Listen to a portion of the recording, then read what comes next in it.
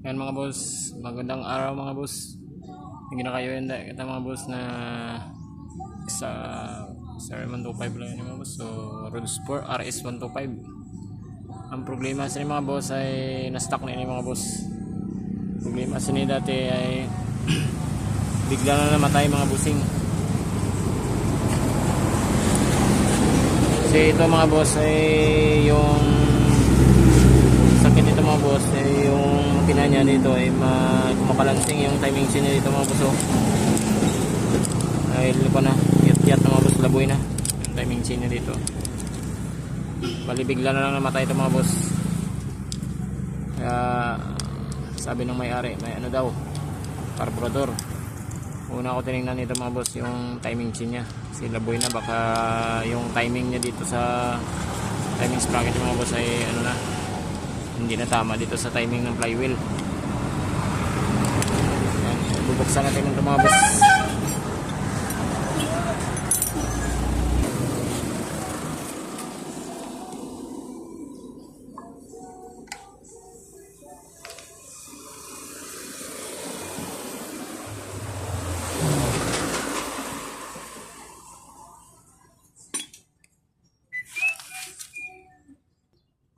Pero mga boss, bali ito timing natin yung mga boss.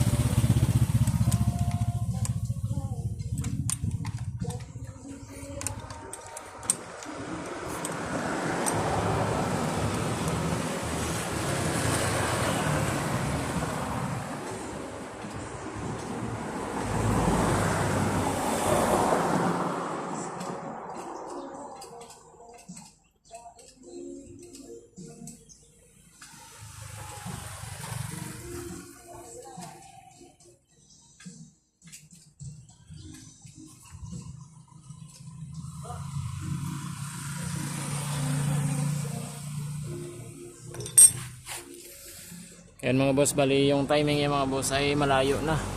Ayan yung timing mga boss. Yan yung timing niya sa flywheel. Ito yung timing niya sa itaas.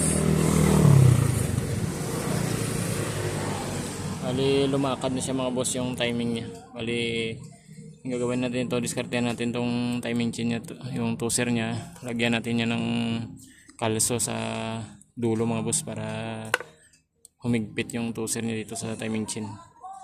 Yan yung tendency pag yung timing chain laboy na, yat na siya mga boss, unat na ba, lalakad yung timing sprocket niya dito mga boss. Kaya bigla na mamatay pag malayo na yung timing niya.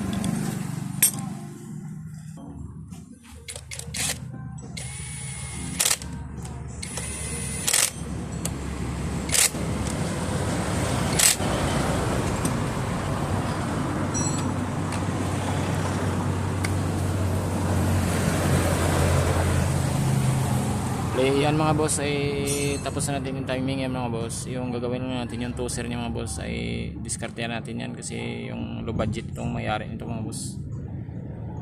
Diskartehan na natin ito para umandar ulit. Pero mga boss, alin diskarte natin ito mga boss ay ito yung toser yung mga boss. Yan.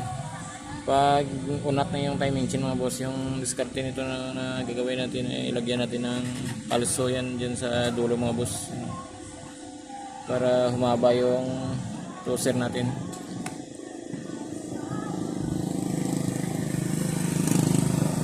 Weldingan natin yan mga boss para humaba siya. Tapos babalik natin doon mga boss para yung timing chain niya, yung guide niya matos siya ng mahigpit, para yung timing chain mahigpit din mga boss. Ayan mga boss.